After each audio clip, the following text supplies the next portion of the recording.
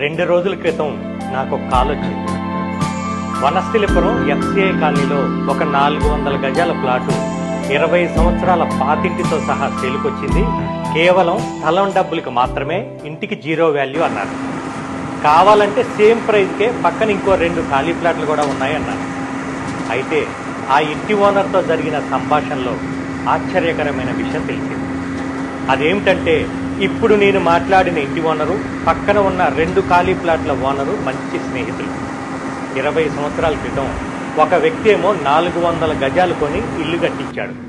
ఇంకొక వ్యక్తి ఏమో ఇంటికి పెట్టే డబ్బులతో ఇంకొక 400 గజాలు అంటే 2 ప్లాట్లు కొన్నాడు.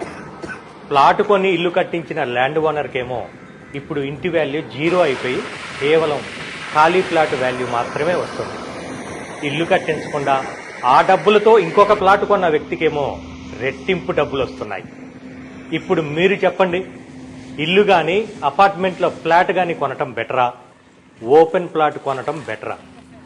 రియల్ ఎస్టేట్లో కొన్ని నిర్ణయాలు జీవితాన్నే మార్చేస్తాయి. భూమి మీద తిరిగే దేన్నైనా నమ్మితే వాటిని మనం కాపాడాలి, కానీ అదే భూమిని నమ్మితే అది మనల్ని కాపాడుతుంది అని శోభన్ బాబు గారు చెప్పారు.